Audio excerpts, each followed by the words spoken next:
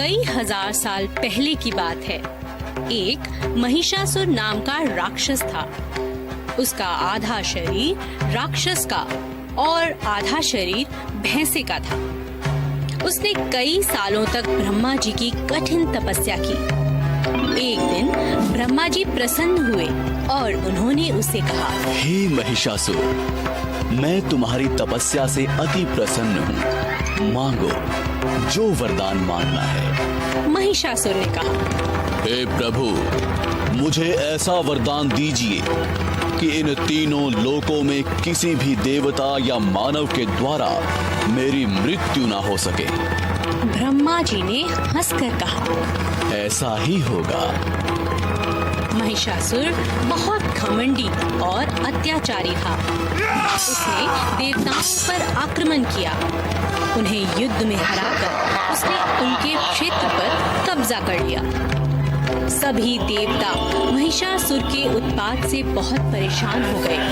वे सभी मिलकर ब्रह्मा जी, शंकर जी और विष्णु जी की शरण में गए। सभी देवताओं ने मिलकर एक सभा में इसका उपाय ढूंढने का प्रयास किया। श्री ब्रह्मा, विष्णु और महेश जी ने एक तेज प्रकाश पुंज से एक सुंदर देवी का निर्माण किया।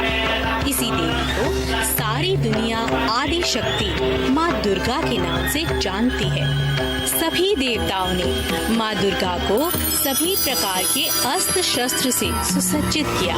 शंख चक्र, गदा, त्रिशूल, धनुष बाण इत्यादि अस्त्रों को धारण कर वे महिषासुर की नगरी की ओर चल पड़े। जब महिषासुर को उनके बारे में सूचना मिली तब वह उनसे मिलने के लिए वह ललायत हो गया।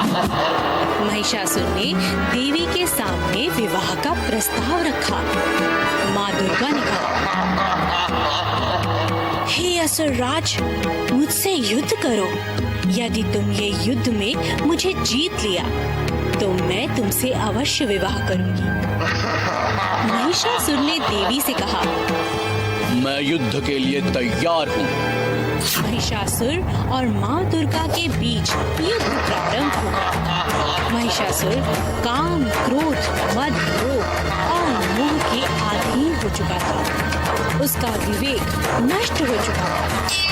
दुर्गा माँ और महिषासुर के बीच 10 दिनों तक घमासान युद्ध हुआ। दोनों तरफ से शस्त्रों का प्रहार जारी था। माँ दुर्गा स्वयं आदि शक्ति का अवतार थी। उन्होंने महिषासुर के हर शस्त्र प्रहार को नाकाम कर दिया। अंत में 10वें दिन देवी माँ ने महिषासुर का वध कर दिया और देवताओं की रक्षा कर दी। सभी देवता अति प्रसन्न हुए और माँ दुर्गा पर पुष्प बरसाने लगे। उनकी जय जयकार करने लगे।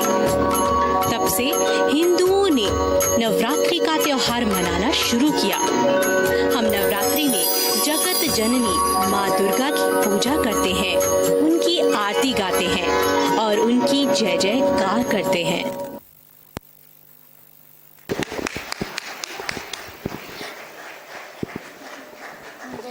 As Akshara Academy's motto is, a child is not a vessel to be filled, but a fire to be lit. These kids were really fire on stage. Can we have a big round of applause for these kids, please?